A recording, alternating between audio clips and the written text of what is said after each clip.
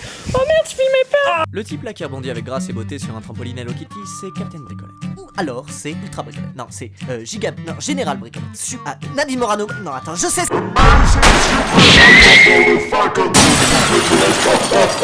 Bon, disons Monsieur Bricolette. Ce truc là, c'est Jean-Charles.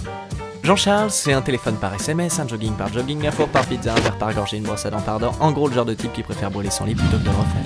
Jean-Charles, c'est le gâchis, et Monsieur Bricolette, le mec sur le trampoline, il aime pas trop ça, parce que les tonnes d'objets, lui, il veut les redistribuer à des gens qui en ont besoin. Le cas de besoin typique, c'est Mireille, juste là devant toi en 12 images par seconde. Mireille, c'est l'étudiante de base, c'est-à-dire qu'elle a pas de thune, pas de bouffe, pas de chaise, pas d'électricité, qu'elle se lave dans les toilettes du flunch d'en bas, et qu'elle travaille à la mine pour payer ses études. Or, Monsieur Bricolette, le mec sur le trampoline, tu te souviens, il peut lui fournir les chaises de Jean-Charles, les téléphones de Jean-Charles, les costumes de dauphin de Jean-Charles, et plein d'autres trucs aussi, dont notamment des potes. Regarde un peu, on va prendre Bob pour l'exemple.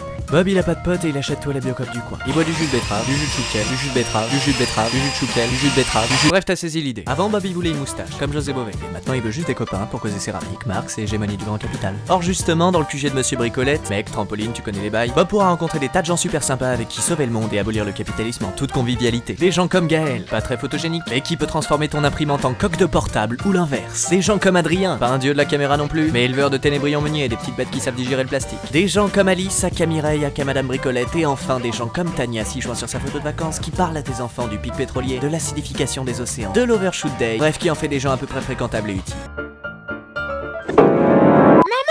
peut aller chez Monsieur Bricolette. Écoute bien ce que je vais te dire, petite, le Père Noël n'existe pas, ton doublage est épouvantable, un jour tu vas mourir, les Spice Girls ne se reformeront jamais, et surtout, Monsieur Bricolette n'existe pas.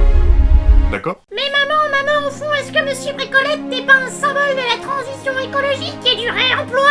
Au fond, est-ce que nous ne sommes pas tous des Monsieur Bricolette? Tu as parfaitement raison, jeune figurante inexpressive, nous sommes tous des Monsieur Bricolette. Là, dans notre cœur.